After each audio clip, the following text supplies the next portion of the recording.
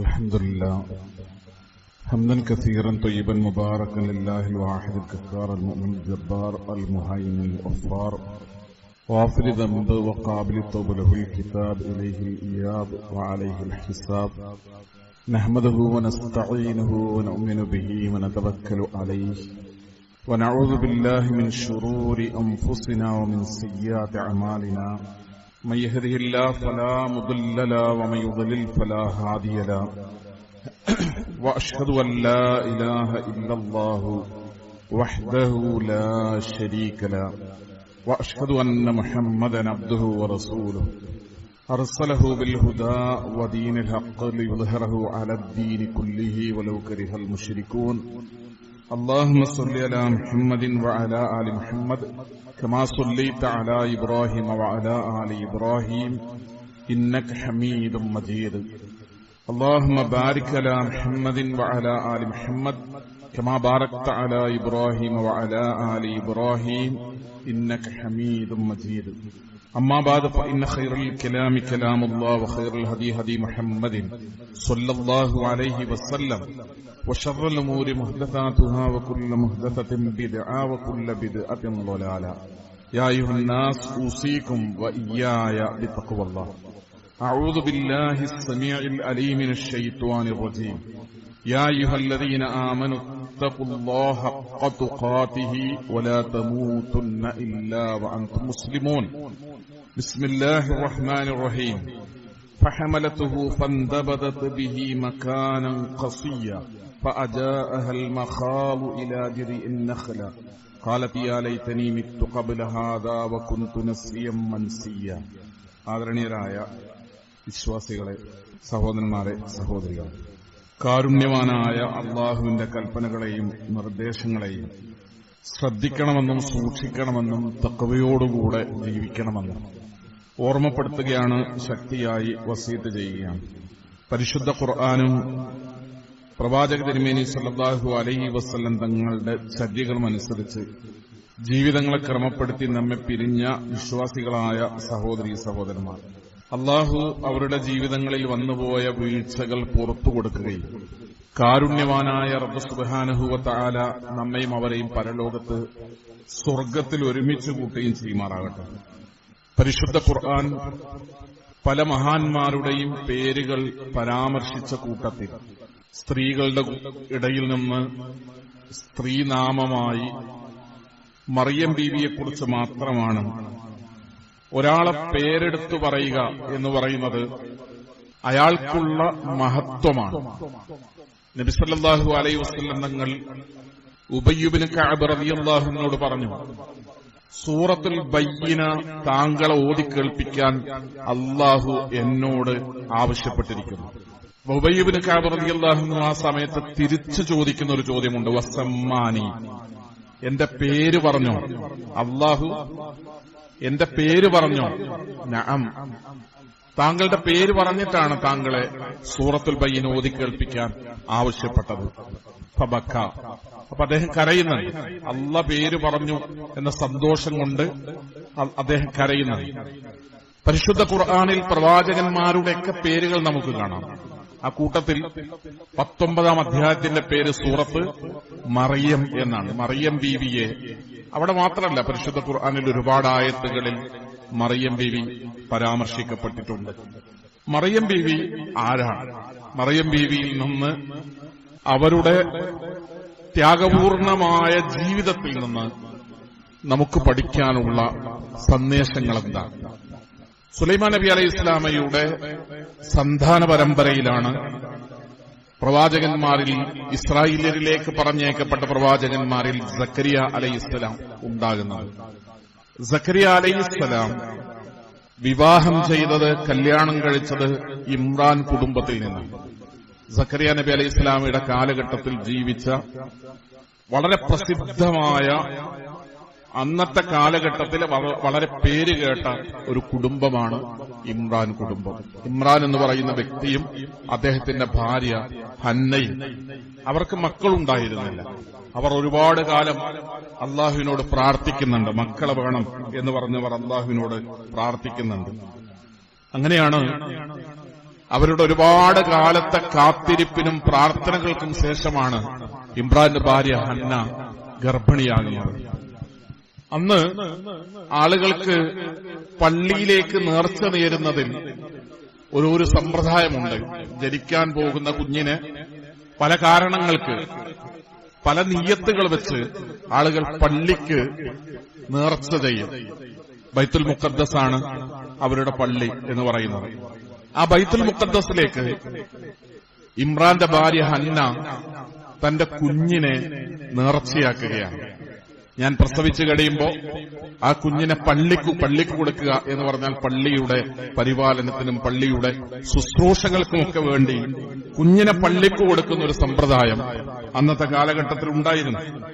അവിടെ പള്ളികൾക്ക് ആ കാലഘട്ടം മുതൽ തന്നെ വിശ്വാസികൾ കാണുന്ന കൽപ്പിക്കുന്ന മഹത്വവും സ്ഥാനവുമാണ് നമുക്കവിടെ മനസ്സിലാക്കാനുള്ളത്. എനിക്കൊരു കുഞ്ഞുണ്ടായാൽ എന്റെ ജനിക്കാൻ പോകുന്ന കുഞ്ഞ് ഗർഭിണിയായപ്പോഴാണ് പറക്കാൻ പോകുന്ന കുഞ്ഞ് പള്ളിയുടെ സംരക്ഷണത്തിനും പള്ളിയുടെ ശുശ്രൂഷക്കും പള്ളിയുടെ സേവനങ്ങൾക്കും വേണ്ടി ഞാൻ നേർച്ച ചെയ്യുന്നു എന്നവർ പറയുകയാണ്. ഇത് ഖാലത്ത് ഇംറഅത്തു ഇമ്രാന റബ്ബി ഇന്നി നദർതു ലക മാ ഫീ ബത്നി, എന്റെ വയറിനകത്തുള്ളതിനെ ഞാനിതാ നാഥ നിനക്ക് വേണ്ടി ഞാൻ നേർച്ച ചെയ്യുന്നു. ഫതഖബ്ബൽ മിന്നി ഇന്നക അൻതസ് സമീഉൽ അലീം, അല്ലാഹു എന്റെ ഈ നേർച്ച നീ സ്വീകരിക്കണമേ, നീ എല്ലാം കേൾക്കുന്നവനും അറിയുന്നവനുമാണ് എന്ന് മറിയം ബീവിയുടെ ഉമ്മ പ്രാർത്ഥിക്കുകയാണ്. പക്ഷേ പ്രസവിച്ചു കഴിഞ്ഞപ്പോ മറിയം അവര് പെൺകുട്ടിയാണ്, ഹന്ന പ്രസവിച്ചത് പെൺകുട്ടിയാണ്. ഫലമ്മാ വലഅത്ഹാ, പ്രസവം കഴിഞ്ഞപ്പോ ഖാലത്ത് റബ്ബി ഇന്നി വലഅത്ഹാ ഉൻസ, അല്ലാഹു ഞാൻ പ്രസവിച്ചത് പെൺകുട്ടിയാണല്ലോ, ആൺകുട്ടികളാണ് പള്ളിയിലേക്ക് നേർച്ചയാക്കപ്പെടുക. അപ്പൊ ഹന്ന പറയാണ് ഞാൻ പ്രസവിച്ചത് പെൺകുട്ടിയാണല്ലോ അല്ലാഹുവേ, വല്ലാഹു അഅലമു ബിമാ വലഅത്, അവർ പ്രസവിച്ചതിനെ കുറിച്ച് അവർ പ്രസവിക്കുന്നതിന് മുമ്പേ അള്ളാഹുവിനെ നന്നായിട്ട് അറിയാം പെണ്ണിനെയാണ് പ്രസവിക്കാൻ പോകുന്നതെന്ന്. അള്ളാഹ് പറയാണ് വലൈസ ദക്കറു കൽ ഉൻസ, നിങ്ങൾ ഏത് കാലഘട്ടത്തിലൊക്കെ എത്രയൊക്കെ പുരോഗമിച്ച് നിങ്ങൾ മുന്നോട്ട് പോയാലും വലൈസ ദക്കറു കൽ ഉൻസ, ആണും പെണ്ണും സമമല്ല, ആണിനെ പോലെ തന്നെയാണ് പെണ്ണ് എന്ന് പറയരുത്. പരിശുദ്ധ ഖുർആന്റെ വീക്ഷണാണ്. പരിശുദ്ധ ഖുർആൻ 6-ാം നൂറ്റാണ്ടിലേതല്ലേ? പരിശുദ്ധ ഖുർആൻ പഴഞ്ചനല്ലേ? ഖുർആനിന്റെ കാഴ്ചപ്പാടുകൾ പഴഞ്ചനല്ലേ എന്നൊക്കെ പറയാം. മറിയം ബീവിയുടെ വിഷയത്തിലാണ് മറിയം ബീവിയെ പള്ളിയിലേക്ക് നേർച്ചയാക്കിയതുമായി ബന്ധപ്പെട്ട കാര്യം പറയുന്നിടത്താണ് ആൺ പെൺ സമത്വത്തെ പരിശുദ്ധ ഖുർആൻ അതിശക്തമായി നിരാകരിക്കുന്നത്. അങ്ങനെയല്ല, വലൈസ ദക്കറു കൽ ഉൻസ, ആണും പെണ്ണും ഒരുപോലെയല്ല എന്ന് പരിശുദ്ധ ഖുർആൻ അവിടെ സ്ഥാപിക്കുകയാണ്. വഇന്നി സമ്മൈതുഹാ മറിയം, പ്രസവിച്ചപ്പോ തന്നെ പ്രസവിച്ച ഉടനെ അവർ ആ കുട്ടിക്ക് പേര് വിളിക്കുകയാണ്. വഇന്നി സമ്മൈതുഹാ മറിയം, ഹന്ന പറയുന്ന വാക്കുകളാണ്, മറിയമിന്റെ ഉമ്മ പറയുന്ന വാക്കുകളാണിത്. വഇന്നി സമ്മൈതുഹാ മറിയം, അവൾക്ക് ഞാൻ എന്റെ കുട്ടിക്ക് മറിയം എന്ന് പേരിട്ടിരിക്കുന്നു. വഇന്നി ഉഈദുഹാ ബിക വദുർരിയതഹാ മിനശ് ശൈത്വാനിർ റജീം, ഇത് വളരെ സുപ്രധാനമായ ഒരു പ്രാർത്ഥന കുട്ടിക്ക് വേണ്ടി അവർ ആദ്യമായി തന്റെ കുട്ടിക്ക് വേണ്ടി മറിയം ബീവിക്ക് വേണ്ടി മറിയം ബീവിയുടെ ഉമ്മ നടത്തുന്ന ഒരു പ്രാർത്ഥന. നമ്മള് കുട്ടിയുണ്ടാകുമ്പോ എല്ലാ തരത്തിലുള്ള ഏർപ്പാടുകളും നമ്മൾ സംഘടിപ്പിക്കും. ഒരു കുട്ടി പ്രസവിക്കാൻ പോകുമ്പോഴേക്ക് ജനിക്കാൻ പോകുമ്പോഴേക്ക് നാട്ടിലുള്ള എല്ലാ തരം ആചാരങ്ങളും നമ്മുടെ വീട്ടിലേക്ക് കൊണ്ടുവരും. മറിയം ബീവി, പരിശുദ്ധ ഖുർആൻ പറയാണ്, മറിയം ബീവി ജനിച്ചപ്പോ മറിയമിന്റെ ഉമ്മ നടത്തിയ ഒരു പ്രാർത്ഥന ഉണ്ട്. നമ്മൾ എത്ര ആളുകൾ പ്രാർത്ഥിക്കും? നമ്മളൊക്കെ വാപ്പാരാണ്. കുട്ടിയുണ്ടായപ്പോ ലേബർ റൂമിന്ന് കുട്ടിയെ നമുക്ക് പുറത്തു വന്ന് കൊണ്ടുവന്ന് പ്രാർത്ഥിച്ചപ്പോ നമ്മൾ ആദ്യമായി പറഞ്ഞ പ്രാർത്ഥന എന്താ? എന്റെ കുട്ടിക്ക് ആയുസ് കൊടുക്കണേന്നാണോ? ആരോഗ്യം കൊടുക്കണേന്നാണോ?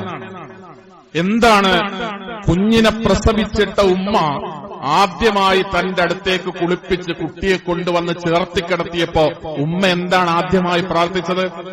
മറിയം ബീവിക്ക് വേണ്ടി അവരുടെ ഉമ്മ പ്രാർത്ഥിച്ചത് ഇന്നി ഉഈദുഹാ വദുർരിയതഹാ മിനശ് ശൈത്വാനിർ റജീം, ഞാൻ എന്റെ മകളെയും എന്റെ മകളിൽ നിന്ന് ഉണ്ടാകാൻ പോകുന്ന സന്താന പരമ്പരയും എന്റെ മക്കളും പേരക്കുട്ടികളും അവർക്കൊക്കെ തൊട്ട് ഞാൻ പ്രാർത്ഥിക്കുകയാണ്.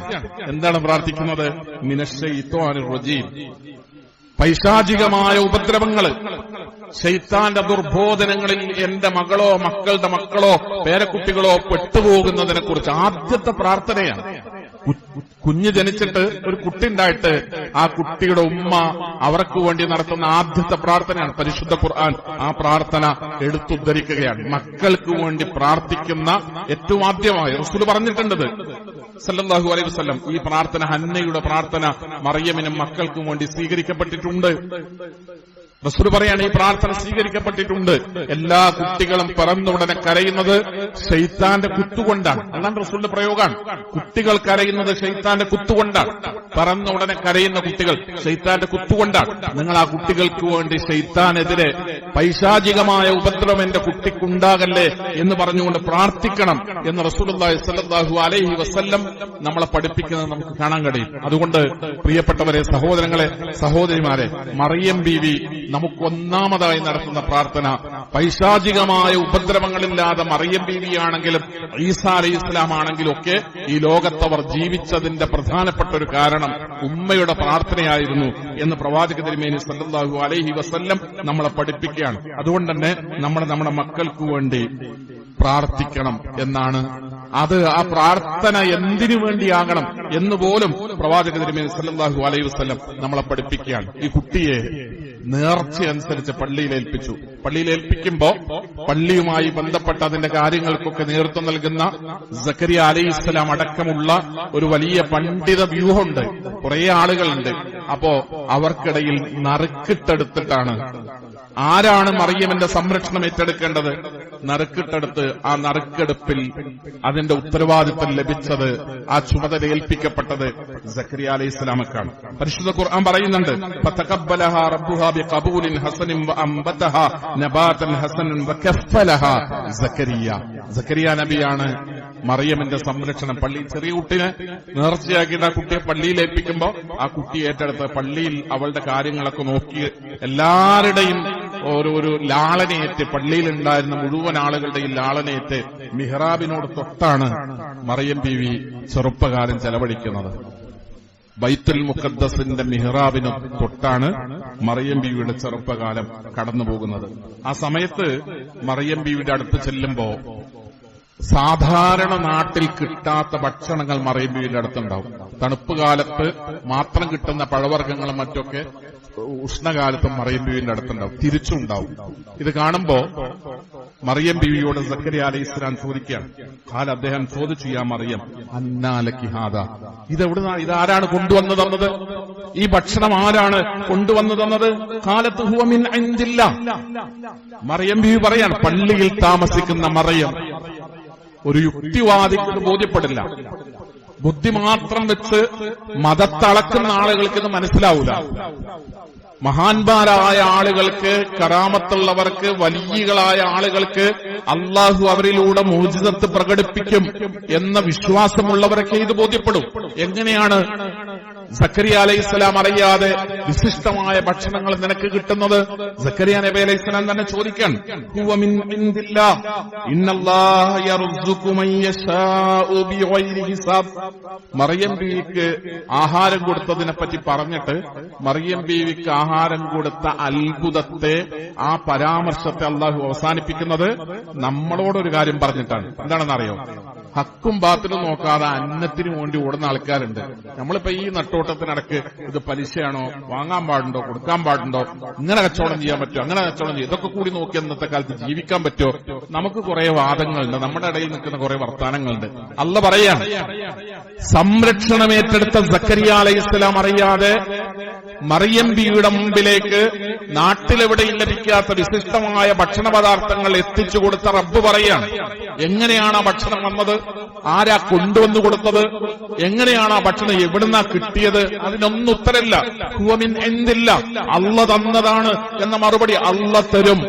മറിയം ബീവി നമ്മളെ പഠിപ്പിക്കുന്ന ഒരു പാഠം, അള്ളാഹു ആഹാരം തരും, അന്നം റബ്ബ് തരും.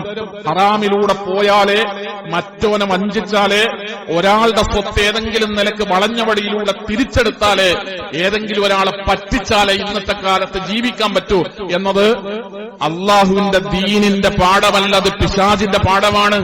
ശൈത്താൻ പഠിപ്പിക്കുന്ന സന്ദേശമാണ്.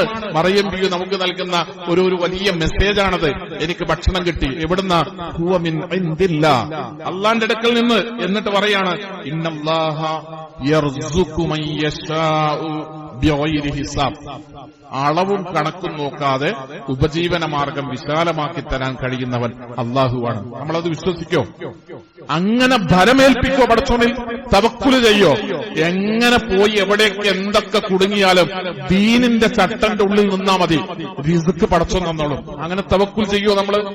അള്ളാഹുൽ അങ്ങനെ നമ്മൾ ഭരമേൽപ്പിക്കുമോ? അതിനുള്ള കരുത്ത് നമ്മളുടെ ഈമാനിന് ഉണ്ടാകുമോ? ഏതെങ്കിലും നിലയ്ക്ക് എങ്ങനെയെങ്കിലൊക്കെ കുട്ടികളെ പോറ്റാം. അങ്ങനെയല്ല, അങ്ങനെ വിചാരിക്കരുത്, അങ്ങനെ ചിന്തിക്കരുത്. എന്റെ കുട്ടിക്ക്, എനിക്ക്, എന്റെ വീട്ടില്, എന്റെ കുടുംബത്തിന് ഞാൻ കൊടുക്കുന്ന ഉപജീവന മാർഗം 100% അള്ള തന്നതാവണം, അള്ളാഹുവിൽ നിന്നാകണം, അള്ളാഹു ഹലാലാക്കിയതാകണം എന്നൊരു തീർപ്പും നിർബന്ധവും സത്യവിശ്വാസികൾ എന്നുള്ള നിലയ്ക്ക് നമുക്കുണ്ടാകണമെന്നാണ് മറിയം ബീവി നമ്മളെ പഠിപ്പിക്കുന്നത്. സഹോദരങ്ങളെ, മറിയം ബീവിയോട് അള്ളാഹു പറഞ്ഞു പരിശുദ്ധിയോടുകൂടെ ജീവിക്കാൻ. ഇന്നല്ലാഹ വഇദ ഖാലത്തിൽ മലായികതു യാ മറിയം ഇന്നല്ലാഹ ഇസ്തഫാകി വതഖറകി വസ്തഫാകി അലാ നിസാഇൽ ആലമീൻ. ലോക സ്ത്രീകളുടെ നേതാവായി നിങ്ങളെ അല്ലാഹു തെരഞ്ഞെടുത്തിരിക്കുന്നു. ലോക സ്ത്രീകളുടെ നേതാവ് ആരാണ്? ഖുർആൻ പറയുന്നത് അല്ലാഹു മറിയം ബീവിയെ അങ്ങനെ തെരഞ്ഞെടുത്തിരിക്കുന്നു. എന്നിട്ട് പറഞ്ഞു, യാ മറിയം ഖുനുതി, മറിയമേ നീ ഭക്തി കാണിക്കുക, ലിറബ്ബികി, അള്ളാഹുവിനോട് നീ ഭക്തി കാണിക്കുക, വസ്തുതി വർക്കഈ, സുജൂദ് ചെയ്യുക, റുക്കൂ ചെയ്യുക, നിസ്കാരത്തിൽ പങ്കെടുക്കുക. ഒറ്റക്കല്ല, മാറി എവിടെയെങ്കിലും പോയിട്ടല്ല. പെണ്ണല്ലേ, ആണുങ്ങളൊപ്പം നിസ്കരിക്കാൻ പാടില്ല എന്നല്ല.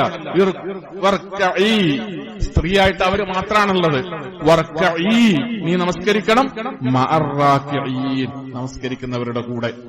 പള്ളിയിൽ നിസ്കാരം നടക്കുമ്പോൾ ആ നിസ്കാരത്തിൽ അവരുടെ കൂടെ നീയും ഉണ്ടാകണം എന്ന് മറിയം ബീവിയോട് അള്ളാഹ് ആവശ്യപ്പെട്ടു. നമ്മളിപ്പോഴും ഇങ്ങനെ ചർച്ച ചെയ്യാണ്, പെണ്ണിന് പള്ളിയിൽ പോകാൻ പറ്റുമോ? പോകുകയാണെങ്കിൽ തന്നെ നാട്ടിലുള്ള പള്ളിയിൽ പറ്റുമോ? വേറെ അതിനോട് ചേർന്ന് വേറെ ഉണ്ടാക്കിയ കെട്ടിടത്തിൽ വേണോ? യാത്രക്കാരികളായ പെണ്ണുങ്ങൾക്ക് മാത്രമാണോ? നാട്ടുകാരായ പെണ്ണുങ്ങൾക്ക് പറ്റുമോ? സ്ത്രീയെ, മറിയമിനെ അത്ഭുതകരമായി അള്ളാഹു പള്ളിയിൽ താമസിപ്പിച്ചു. സക്കരിയ നബിക്ക് സംരക്ഷണം ഏൽപ്പിച്ചു കൊടുത്തു. സക്കരിയ നബി അലൈഹിസ്സലാം അറിയാതെ പോലും അവർക്ക് ഭക്ഷണം വന്നു.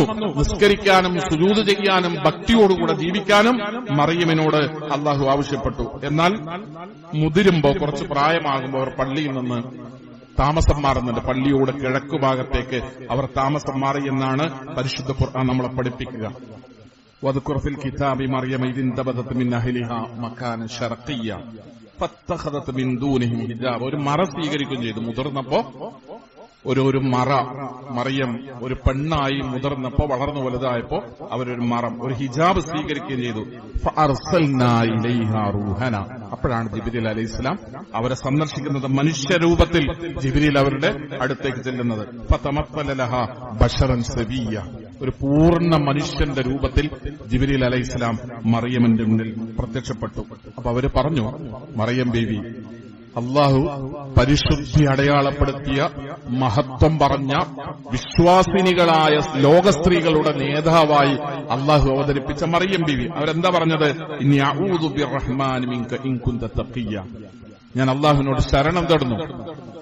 ഒരാണ് തന്റെ മുന്നിൽ വന്നപ്പോ, ഒരന്യ പുരുഷനെ കണ്ടപ്പോ മലക്കാണ് എന്നറിയാത്തത് കൊണ്ട്, അത് ജിബ്രീൽ അലൈഹിസ്സലാമാണ് എന്ന് തിരിച്ചറിയാൻ കഴിയാത്തത് കൊണ്ട്, ഇന്നി അഊദു ബിർറഹ്മാനി മിൻക, ഒരാണും പെണ്ണും തനിച്ചാകാൻ പാടില്ല.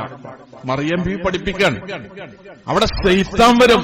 അതുകൊണ്ടാണ് ഇന്നി അഊദു ബിർറഹ്മാൻ, നിന്നെ തൊട്ട് ഞാൻ അല്ലാഹുവിനോട് അഭയം ചോദിക്കുന്നു, റബ്ബിൽ ഞാൻ ശരണം തേടുന്നു. ഞാനൊരു സ്ത്രീ മാത്രമാണ്.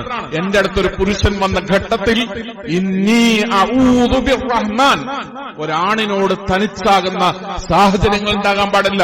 ഇൻ കുന്ത തഖിയ്യ, നീ തഖ്വയുള്ളവനാണെങ്കിൽ പോലും, അല്ലാഹനെ സൂക്ഷിച്ചും ഭയപ്പെട്ടും ജീവിക്കുന്ന ഒരാളാണെങ്കിൽ പോലും ഞാൻ എന്ത് ചെയ്യുന്നു? ഞാൻ അല്ലാഹുവിനോട് അഭയം ചോദിക്കുന്നു, എന്റെ റബ്ബിനോട് ഞാൻ രക്ഷ ചോദിക്കുന്നു, അള്ളാഹു, ഞാൻ അഭയം പ്രാപിക്കുന്നു എന്ന് പ്രാർത്ഥിക്കുകയാണ്. മറിയം ബീവിക്ക് മനസ്സിലായില്ല. അള്ളാഹു കറാമത്തൊക്കെ പ്രകടിപ്പിച്ച അത്ഭുതകരമായ രീതിയിൽ ഭക്ഷണം കൊടുത്ത് പള്ളിയിൽ അള്ളാഹു താമസിപ്പിച്ച അള്ളാഹുവിന്റെ ഭവനത്തിലേക്ക് നേർച്ചയായി സ്വീകരിച്ച മറിയമിനെ ആരാ സ്വീകരിച്ചത്? പള്ളിയിലേക്ക് അള്ളാഹു സ്വീകരിച്ച മറിയം. ആ മറിയം അവരുടെ അടുത്ത് ജിബ്രീൽ വന്നപ്പോ ജിബ്രീലാണ് എന്നവർക്ക് മനസ്സിലായില്ല. കറാമത്തുണ്ടാകും, വലിയനും വലിയത്തായ സ്ത്രീകൾക്കൊക്കെ കറാമത്തുകൾ ഉണ്ടാകും, പക്ഷേ അവർക്ക് അദൃശ്യ കാര്യങ്ങൾ അറിയില്ല. എന്റെ അടുത്ത് വന്നത് ഒരു സാധാരണ ഒരാണല്ല, ഇത് ജിബ്രീലിനെ പറഞ്ഞയച്ചതാണ് എന്ന് ആർക്ക് മനസ്സിലായില്ല? മറിയം ബീവിക്ക് മനസ്സിലായില്ല. എന്നിട്ട് ആൾക്കാർ പറയാണ് മുനമ്പത്തെ ബീവിക്ക് കാര്യങ്ങളൊക്കെ മനസ്സിലാവും. ആൾക്കാരത് വിശ്വസിക്കാൻ. മറിയം ബീവിക്കില്ലാത്ത കഴിവ് മുനമ്പത്തെ ബീവിക്കുണ്ട് എന്ന് വിശ്വസിക്കുന്നവർ മുസ്ലിങ്ങളായി ജീവിക്കുന്ന നാട്ടിലാണ് ഞാനും നിങ്ങളുള്ളത്. ഇത് അപകടമാണ്. മറിയം ബീവിക്ക് കഴിഞ്ഞില്ല, അദൃശ്യകാര്യമാണത്. വന്നത് മലക്കാണ് എന്നത് അദൃശ്യകാര്യമാണ്. അള്ള പറഞ്ഞിട്ടില്ല, വഹയില്ല, അവർക്കറിയില്ല. അവർ വലിയത്താണ്, അള്ളാഹുമായി ഏറെ അടുപ്പമുണ്ട്. അള്ളാഹു നേരിട്ട് കൊണ്ടുവന്ന ഭക്ഷണം കൊടുത്തിട്ട് ഇടയാളന്മാരില്ലാതെ ഭക്ഷണം എത്തിച്ചിട്ട് അള്ളാഹു അത്ഭുത പ്രവൃത്തി അവരിലൂടെ പ്രകടിപ്പിച്ചിട്ടുണ്ട്. നാട്ടുകാർ അതൊക്കെ അറിഞ്ഞിട്ടുണ്ട്. പക്ഷെ മറിയമിന് ഒരാള് മുന്നിൽ വന്നപ്പോൾ ഇത് മലക്കാണ് എന്ന് മനസ്സിലായില്ല. അതിനുള്ള കഴിവ്, അദൃശ്യകാര്യങ്ങൾ അറിയാനുള്ള കഴിവ് അള്ളാഹു അറിയിപ്പിച്ചതറിയുമെന്നല്ലാതെ നബിമാർക്കോ വലിയകൾക്കോ മഹാത്മാക്കൾക്കോ അദൃശ്യകാര്യങ്ങൾ അറിയാൻ കഴിയില്ല. അത് അള്ളാഹ്ക്ക് മാത്രമാണ്. ആ പാഠം പഠിപ്പിക്കുകയാണ് സഹോദരങ്ങളെ, സഹോദരിമാരെ മറിയം ബീവി. മറിയമിന് അവരുടെ പരിശുദ്ധിയെ പരിശുദ്ധ ഖുർആൻ പരിശുദ്ധയാണ്. ഒരു തരത്തിലുള്ള മോശപ്പെട്ട ചിന്തകളോ വിചാരങ്ങളോ ഇല്ലാത്ത ഭക്തിയുള്ളവരാണ് മറിയം ബീവി. ഒരുപാട് സ്ഥലങ്ങളിൽ പരിശുദ്ധ ഖുർആൻ അത് സാക്ഷ്യപ്പെടുത്തിയിട്ടുണ്ട്. വമറിയമ ബിനത ഇമ്രാൻ അല്ലത്തി അഹ്സനത് ഫർജഹ, തന്റെ ശരീരത്തെ പൂർണ്ണമായി സൂക്ഷിച്ചു ജീവിക്കുന്ന ഒരു സ്ത്രീയാണവർ. ഫനഫഖ്നാ ഫീഹി മിൻ റൂഹിന, അവരിൽ നാം നമ്മുടെ ആത്മാവിൽ നിന്ന് ഊതുകയുണ്ടായി. വസദ്ദഖത് ബികലിമാതി റബ്ബിഹാ വകുതുബിഹി വകാനത് മിനൽ ഖാനിതീൻ, അല്ലാഹുവിനെ സൂക്ഷിച്ച് ജീവിക്കുന്ന, ഭക്തിയോടുകൂടെ ജീവിക്കുന്ന സ്ത്രീയാണ് എന്ന് അല്ലാഹു മറിയം ബീവിയെ സാക്ഷ്യപ്പെടുത്തുന്നത് പരിശുദ്ധ ഖുർആനിൽ നമുക്ക് കാണാൻ കഴിയും. ആ മറിയമിന് അവർക്ക് പേടിയുണ്ടായി. ഇതാരാണ് എന്ന് മനസ്സിലാകാത്തതുകൊണ്ട് അവരിങ്ങനെ അസ്വസ്ഥത പ്രകടിപ്പിച്ചപ്പോ ജിബ്രീൽ അലൈഹിസ്സലാം അവരോട് പറഞ്ഞു, ഖാല ഇന്നമാ അന റസൂലു റബ്ബികി ലിയഹബലകി ഗുലാമൻ സക്കിയ. മറിയം, നിനക്ക് സക്കിയായ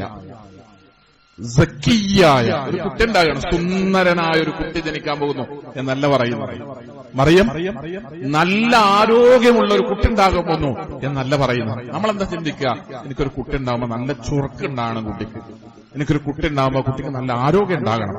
നമ്മൾ എന്താണ് ചിന്തിക്കുക? എനിക്കൊരു കുട്ടി ഉണ്ടാകുമ്പോൾ കുട്ടിക്ക് നല്ല വെളുപ്പുണ്ടാകണം. ഇതൊക്കെ ആഗ്രഹിക്കുന്നവർ നമ്മുടെ കൂട്ടത്തിലുണ്ട്. മറിയം ബീവിയോട് സന്തോഷ വാർത്ത അറിയിക്കുകയാണ്, ഇന്നമാന റസൂലു റബ്ബികി ലിയഹബലകി ഗുലാമൻ സക്കിയ. മറിയമേ, കുഞ്ഞുണ്ടാകാൻ പോവുകയാണ്, ഒരു കുട്ടി ഉണ്ടാകാൻ പോവുകയാണ്.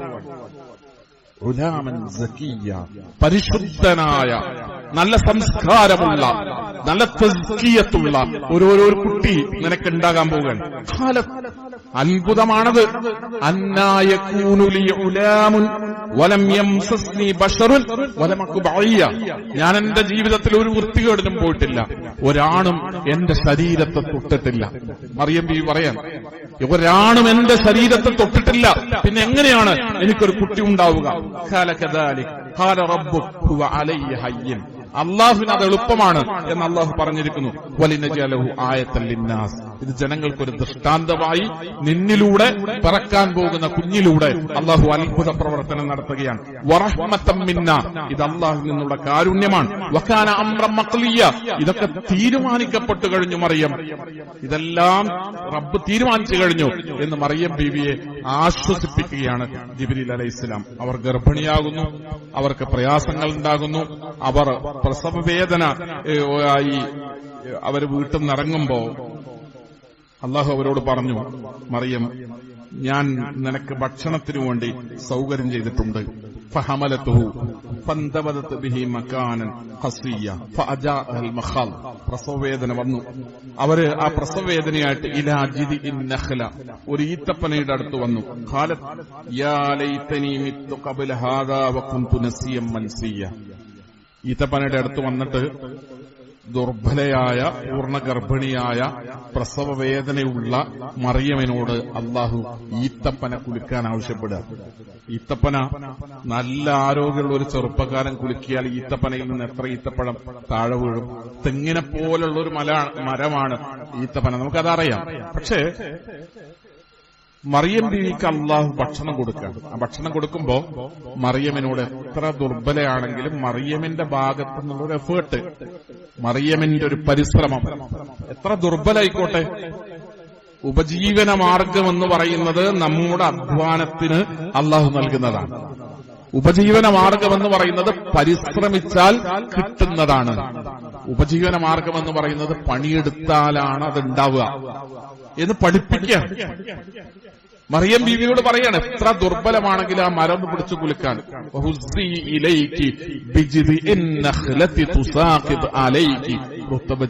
അതൊന്ന് പിടിച്ചു കുലിക്കിയാല് നിനക്ക് നല്ല ഈത്തപ്പഴങ്ങൾ വീഴും, അത് നിനക്ക് കഴിക്കാം, നിന്റെ താഴ്ഭാഗത്തൂടെ അരുവി ഒഴുകുന്നുണ്ട്, ആ വെള്ളം കുടിക്കാം എന്നൊക്കെ പറഞ്ഞ് ആശ്വസിപ്പിക്കുന്ന അല്ലാഹ് വഹി നൽകിക്കൊണ്ട് ആശ്വസിപ്പിക്കുകയാണ് മറിയം ബീവിയെ. പക്ഷെ ആ സമയത്ത് നടക്കാൻ പോകുന്ന കാര്യത്തെക്കുറിച്ച് ആശങ്കപ്പെട്ട് മറിയം ബീവി പറഞ്ഞു പോകുന്നൊരു വാക്കുണ്ട്, യാ ലൈതനി മിത്തു ഖബ്ല ഹാദാ വകുന്തു നസിയം മൻസിയ.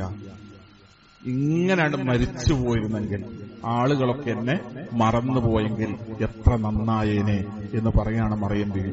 അപ്പോഴുള്ളൊരു മാനസികാവസ്ഥ ഒന്ന് ആലോചിച്ചോട്ട്, ഒരു ഗർഭിണിയായ ഒരാൾക്ക് കൂടെ ഭർത്താവ് വേണമെന്നും വീട്ടുകാർ വേണമെന്നും സഹായത്തിന് ആള് വേണമെന്നും എല്ലാവരുടെയും സംരക്ഷണം വേണമെന്നും എല്ലാവരും കൂടെ ഉണ്ടാകണമെന്നൊക്കെ ഒരു പെണ്ണ് തന്റെ ജീവിതത്തിൽ ഏറ്റവും അധികം ചിന്തിക്കുന്ന ഒരു ഘട്ടമാണ് ഗർഭിണിയായിരിക്കുന്ന ഒരു സന്ദർഭം. മറിയം ബീവി അവിടെ ഒറ്റക്കാണ്. മറിയം ബീവിയോട് അല്ലാഹു തനിച്ച് ഈത്തപ്പന മരത്തിന്റെ ചോട്ടിലേക്ക് പോകാൻ ആവശ്യപ്പെടാൻ, എന്നിട്ട് ആ ദുർബലയായ മറിയമിനോട് തന്നെ ഈത്തപ്പന പിടിച്ച് കുളിക്കാനും അതിന്റെ താഴ്ഭാഗത്തുകൂടെ അരുവിന്റെ അവിടുന്ന് വെള്ളമെടുത്ത് കുടിക്കാനും ആവശ്യപ്പെടാൻ. ആ സമയത്താണ് മറിയം ഇങ്ങനെയാണ് തീർന്നു പോയെങ്കിൽ, മരിച്ചുപോയെങ്കിൽ എന്ന ഒരാഗ്രഹം പ്രകടിപ്പിക്കുന്നത്. സാധാരണ നിലയിൽ മരിക്കണം എന്ന് നമുക്ക് ആഗ്രഹിക്കാൻ പാടില്ല. നമ്മളെത്ര വലിയ പ്രയാസങ്ങൾ ഉണ്ടായാലും മരിക്കണം എന്നാഗ്രഹിക്കാൻ പാടില്ല. ഒരു നിർവാഹമില്ലെങ്കിൽ മരണമാണ് എനിക്ക് നല്ലതെങ്കിൽ എനിക്ക് മരിപ്പിക്കണേ, അങ്ങനെ പറയാനേ നമുക്ക് അനുവാദമുള്ളൂ. അല്ലാഹുവേ, ജീവിതമാണോ നല്ലതെങ്കിൽ എന്നെ ജീവിപ്പിക്കണേ, മരണമാണോ എനിക്ക് നല്ലത് എങ്കിൽ എന്നെ മരിപ്പിക്കണേ. ഈ വാക്ക് ഏറ്റവും അങ്ങേ അറ്റത്ത് പ്രയാസം വന്നാൽ പോലും ഒരാൾ പറയാൻ പാടുള്ളൂ. പക്ഷെ മറിയം ബീവി, അവർ പണ്ഡിതന്മാർ ഈ ആയത്തിനെ വിശദീകരിക്കുന്നിടത്ത് ഈ വിഷയം ചർച്ച ചെയ്യുന്നുണ്ട്. മറിയം ബീവി ചിന്തിച്ചത് മറിയം ബീവിയുടെ പ്രസവവേദനയെ കുറിച്ചല്ല. മറിയം ബീവി ചിന്തിച്ചത് മറിയം ഇങ്ങനെ ആകുന്നതോടുകൂടെ ദീനിനോട്, ഇത്രയും കാലം അവർ കൊണ്ടു നടന്ന ജീവിതത്തോട് ഒക്കെ ആളുകൾക്കുള്ള വിശ്വാസം നഷ്ടപ്പെടും. വലിയ കൂട്ടത്തിൽ വലിയ ഭക്തിയുള്ള ആള്, പള്ളി താമസിച്ചിരുന്ന ഓളെ കോലാണിത് എന്ന് ആളുകൾ പറയും. പള്ളി താമസിച്ച് വലിയ ഭക്തിയൊക്കെ പ്രകടിപ്പിച്ച പെണ്ണിന്റെ കോലമാണിത് എന്ന് ആളുകൾ പറയും. അത് ഭയപ്പെട്ടു മറിയം, അല്ലാഹുവേ, എന്റെ വിശ്വാസത്തെ, എന്റെ ദീനിനെ, എന്റെ വിശുദ്ധിയെ, കളങ്കമില്ലാത്ത എന്റെ ജീവിതത്തെ ആളുകൾ സംശയിക്കുന്ന സാഹചര്യം ഉണ്ടാവും. അതുകൊണ്ടൊരു പ്രസവം നടക്കാതെ മറിയം ഇങ്ങനെ അങ്ങ് അവസാനിച്ചു പോയെങ്കിൽ എന്നവർ ആഗ്രഹം പ്രകടിപ്പിച്ചുവെന്നാണ്. പക്ഷെ അല്ലാഹു അതിനെയും ഒരു മഹാത്ഭുതമാക്കി മാറ്റിയെന്നാണ് ചരിത്രം നമ്മളെ പഠിപ്പിക്കുന്നത്. മറിയം ബീവി ഒരുപാട് സന്ദേശങ്ങൾ നമ്മുടെ വിശ്വാസത്തിനും നമ്മുടെ കുടുംബജീവിതത്തിനും നമ്മുടെ ഉപജീവന മാർഗങ്ങൾക്കും ജീവിത വ്യവഹാരങ്ങൾക്കൊക്കെ കുറേ സന്ദേശങ്ങൾ നൽകിയ ജീവിതമാണ് മറിയം ബീവിയുടെ ജീവിതം. നമ്മൾ ധാരാളമായി അതിനെ വായിക്കുക, പഠിക്കുക, അല്ലാഹുവിനെ ഭയപ്പെടുകയും സൂക്ഷിക്കുകയും ചെയ്യുന്ന സജ്ജനങ്ങളിൽ, സ്വാലിഹ്യങ്ങളിൽ, സദ്വൃത്തവാന്മാരിൽ കുടുംബസമേതം നമ്മൾ ഉൾപ്പെടുത്തി അനുഗ്രഹിക്കുമാറാകുന്നു. അൽഹംദുലില്ലാഹ് വസ്സലാത്തു വസ്സലാമു അലാ റസൂലില്ലാഹ് വഅലാ ആലിഹി വസ്വഹ്ബിഹി അജ്മഈൻ.